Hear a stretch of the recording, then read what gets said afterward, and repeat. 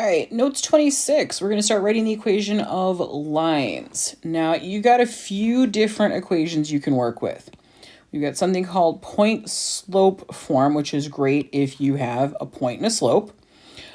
You definitely are going to need to know the slope formula. That's just what m is equal to. And then the one you're probably the most used to seeing, and of course the one that we love to graph with, is slope-intercept form. All right, and there is a fourth little piece of information here, which is something called the general form, which basically takes the equation, sets it equal to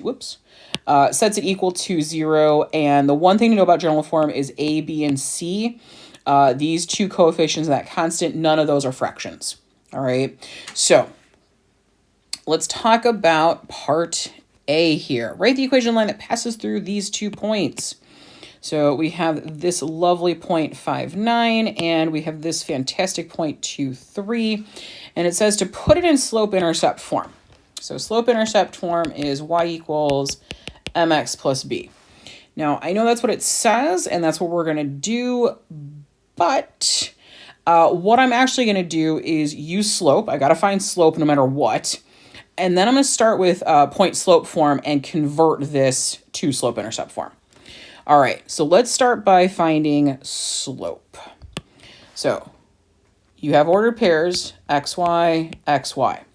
Now, if you look at your slope-intercept form, or your slope form, slope formula, it says y1 minus y2, x1 minus x2. So you might be saying, well, which one's x1 and which one's x2? Here's the thing, it doesn't actually matter. You just want to stay consistent. And what I mean by that is whichever y value you pick. So let's say I pick 9 as my first y value. That's fine.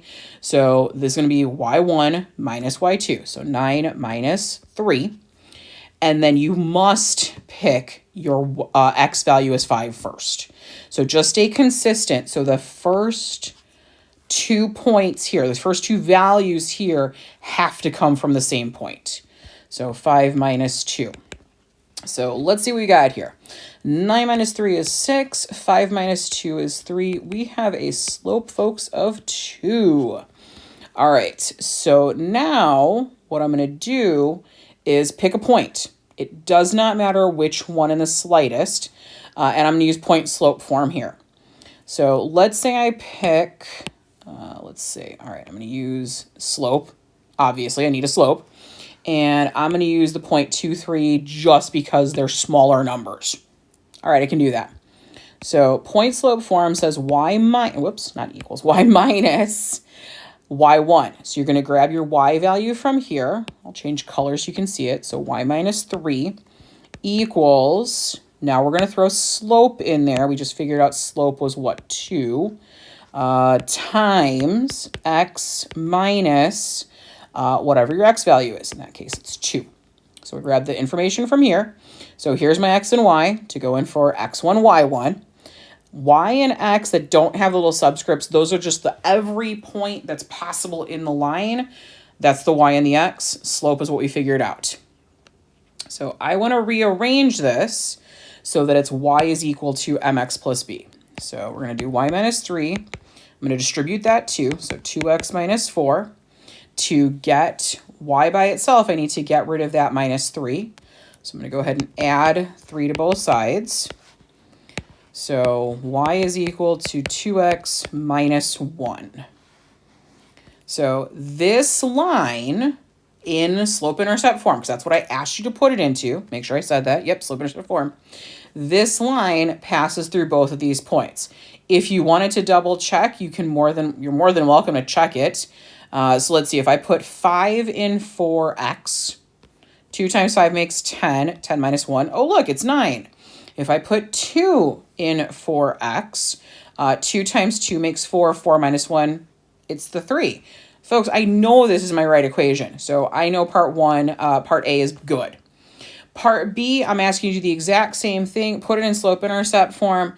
The only difference here with this one is one of your numbers is negative. It's not really that big of a difference, but you are going to need to deal with, certain things when you're talking about your negatives and positives. All right, so xy, xy. Always important to identify what's what. Now, which y do you have to start with? I don't care. Doesn't matter. Pick one of them. I'm going to say let's pick 3. Okay, so we're going to do 3 minus, now you need to pick your other y, which is a -2. This is where it gets a little bit weird. You got to pay attention to your signs. Now, since I picked 3 first for y, I have to pick 8 first for x. So 8 minus 6. All right, so let's see what we got here. 3 minus -2 is the exact same thing as 3 plus 2, and that's 5.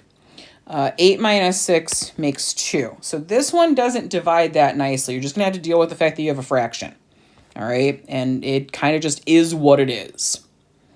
Okay, so now I need to pick, and I'm going to keep doing the same thing I did in the last case. I'm going to grab my slope, and I'm going to grab a point. Now, I'm actually going to pick 8 and 3. Mostly because the numbers are positive, and I like that. I'm going to shrink down this slope stuff just a little bit. Okay, so now slope, point slope form. So y minus my y value of 3. So y minus 3 equals, we're going to grab our slope, so 5/2 times x minus your x value of 8. Okay. And this is what we're going to deal with. All right. We need to get this. So it says y equals mx plus b, or y equals something. So I need to distribute 5/2 to what we have here. Now, the nice part is these numbers do work out pretty well. So y minus 3 equals, we're going to leave 5/2 x is 5/2 x. 5/2 times -8. -8 can be written as -8/1, in which case you're just going to multiply straight across. So 5 times 8 makes 40. 2 times 1 makes 2. So this would be 40/2. Here's the thing. 40/2, you can divide that. That just turns into 20. And the convenient part is then there's no more fraction, okay? The other thing you could have done is instead of doing 5 times 8 first, you could have taken -8 divided by 2 first. Make the number smaller. So -8 divided by 2 is 4. 4 times 5, I'm sorry, -8 divided by 2 would be -4. Okay, so -4 times 5 is still the -20, okay? And then the last thing we're going to do to get y by itself, we're going to add 3 to both sides. We're not dealing with adding fractions, which is great. So y equals 5/2x minus -20 plus 3 would be -17. And that is your equation. I believe I asked for it again in slope-intercept. I did ask for it in slope-intercept form. So there is that equation written in slope-intercept form. That goes through these 2 points. I am going to do the quick double check just to make sure I didn't screw anything up.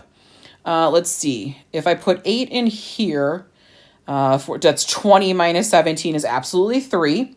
And then if I put 6 in here, let's see, 5 times 6 is 30. 30 divided by 2 is 15. My brain was already going ahead of what I was saying there. So 15 minus 17 is absolutely -2. So yes, I've got the right answers for both part A and part B. I'm going to go ahead and cut the video here. I'm going to make another video on the lovely negative exponents that are coming up next. As always, if you have any questions or concerns, please let me know.